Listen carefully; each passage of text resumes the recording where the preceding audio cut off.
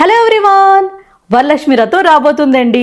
ప్రసాదాలు అంటే మనకి మొదటిది గుర్తొచ్చేదే చక్కెర పొంగలి. సో అందుకే ఈరోజు మీకు నేను టెంపుల్ స్టైల్లో చక్కెర పొంగలి చేసి చూపించబోతున్నాను. చక్కెర పొంగలి అంటే చాలా మంది చిన్న చిన్న మిస్టేక్స్ చేస్తారండి. పప్పు ఎక్కువ వేసేస్తారనమాట. పప్పు కరెక్ట్గా వేస్తేనే చక్కెర పొంగలి పర్ఫెక్ట్గా కుదురుతుంది టెంపుల్ స్టైల్లో. అండ్ మీకు నేను పర్ఫెక్ట్ మెజర్మెంట్స్తో చేసి చూపిస్తానండి. ఫస్ట్ టైం చేసిన వాళ్ళకి కూడా పర్ఫెక్ట్గా కుదురుతుందనమాట. సో వీడియోలోకి చూద్దామా ఎలా తయారు చేసుకోవాలో టెంపుల్ స్టైల్లో చక్కెర పొంగలి. పదండి. ముందుగా కుక్కర్ తీసుకొని అందులోని పావు కప్ అంతా మీరు పెసరపప్పు తీసుకోవాలి. ఏదైనా గ్లాస్తో మెజర్ చేసుకుంటే ఆ గ్లాస్కి పావు కప్ అంతే ఉండాలన్నమాట. అందరూ అనుకుంటారు ఏంటంటే పెసరపప్పు ఎక్కువ వేసుకుంటే రుచి ఉంటుందని. కాదండి, తక్కువ వేసుకుంటేనే పర్ఫెక్ట్గా అంటే టెంపుల్ స్టైల్లో ఉంటుందన్నమాట. పావు కప్ అంతే తీసుకోవాలి. ఈ పెసరపప్పు కుక్కర్లో వేసుకొని లో ఫ్లేమ్లో గోల్డెన్ కలర్ వచ్చిన వరకు ఫ్రై చేసుకోవాలి. చూడండి, ఇలా లైట్గా గోల్డెన్ కలర్ వచ్చింది కదండి. ఇప్పుడు మీరు స్టవ్ ఆఫ్ చేసేయాలన్నమాట.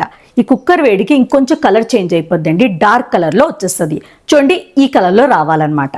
ఇప్పుడు బియ్యం తీసుకోవాలండి. మనం పావు కప్ అంత పెసరపప్పు తీసుకున్నాం కాబట్టి బియ్యము 3/4 కప్పు తీసుకోవాలన్నమాట.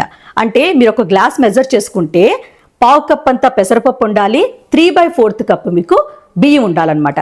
టోటల్గా ఒక గ్లాస్ అవ్వాలి. ఇప్పుడు ఈ బియ్యం అంతా వేసుకొని శుభ్రంగా ఒక 3 సార్లు కడిగి పెట్టుకోవాలి. ఇలా కడిగి పెట్టిన తర్వాత ఏ గ్లాస్తో మీరు పప్పు రైసు తీసుకున్నారో అదే గ్లాస్తో 2 గ్లాసులు వాటర్ వేసుకోవాలి. వాటర్ ఎక్కువ వేసుకోకండి, ఇదే పర్ఫెక్ట్ మెజర్మెంట్ అనమాట. సో వాటర్ వేసిన తర్వాత పావు టీ స్పూన్ అంతా ఉప్పు కూడా వేసుకోవాలి. వేసాక కుక్కర్ పైన మూత పెట్టుకొని మీడియం ఫ్లేమ్లో 3 విజిల్స్ వరకు ఉంచుకోవాలి. అలాగే ఒక చిన్న గిన్నె తీసుకొని అందులోని బెల్లం తీసుకోవాలి. ఏ కప్తో మనం పప్పు బియ్యం తీసుకున్నామో అదే కప్పుతో కప్పున్నర బెల్లం తీసుకోవాలి. కప్పున్నర బెల్లంకి 1/2 కప్పు వాటర్ వేసుకొని మీడియం ఫ్లేమ్లో ఈ బెల్లం అంతా మెల్ట్ అయిన వరకు ఉడికించుకోవాలి. చూడండి, బెల్లం అంతా మెల్ట్ అయిపోయింది కదా. మీడియం ఫ్లేమ్లో ఒక పొంగు వచ్చిన వరకు ఉడికించుకోవాలండి. పాకం రావాల్సిన అవసరం లేదు, కొంచెం జిగురుగా ఉంటే సరిపోతుంది. అలాగే ఒక ప్యాన్ తీసుకొని అందులోని ఒక 1 టేబుల్ స్పూన్ వరకు నెయ్యి వేసుకోవాలి. నెయ్యి హీట్ అయిన తర్వాత మీరు జీడిపప్పు వేసుకోవాలి.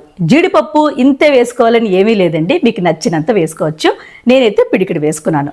ఈ జీడిపప్పు లైట్గా కలర్ చేంజ్ అయిన వెంటనే కొబ్బరి ముక్కలు వేసుకోవాలి. పచ్చి కొబ్బరి ముక్కలండి. ఈ కొబ్బరి ముక్కల వల్ల చాలా టేస్టీగా ఉంటుంది.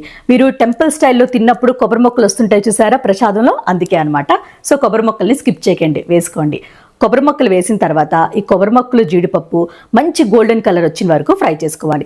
ఇలా లైట్గా కలర్ చేంజ్ అయిన వెంటనే మీరు కిస్మిస్ యాడ్ చేసేసుకోవాలి. కిస్మిస్ తొందరగా ఫ్రై అయిపోద్దండి, అందుకే లాస్ట్లో యాడ్ చేయండి.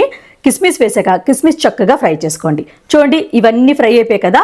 ఇప్పుడు ఇది పక్కన పెట్టేసుకోండి.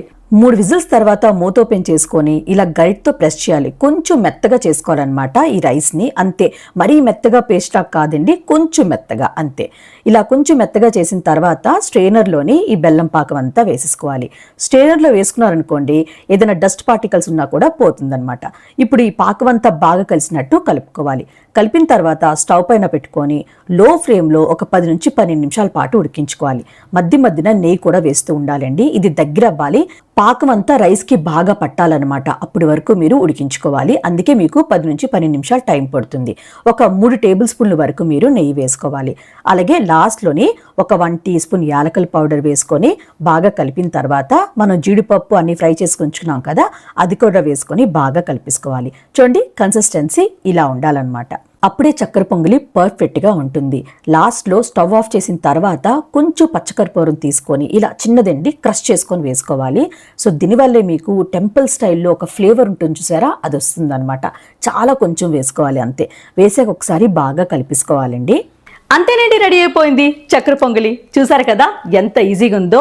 అండ్ మీకు నేను మెజర్మెంట్స్తో చేసి చూపించానండి. తప్పకుండా ట్రై చేయండి, పర్ఫెక్ట్గా కుదురుతుంది. ట్రై చేశాక నచ్చిందో లేదో కమెంట్ బాక్స్లో కమెంట్ చేయండి. అలానే లైక్ చేయండి, షేర్ చేయండి. Please sweet and snack by కృతికాకి సబ్స్క్రైబ్ చేయడం మాత్రం మర్చిపోకండి. మనం నెక్స్ట్ వీడియోలో మీట్ అవుదాం. Bye bye.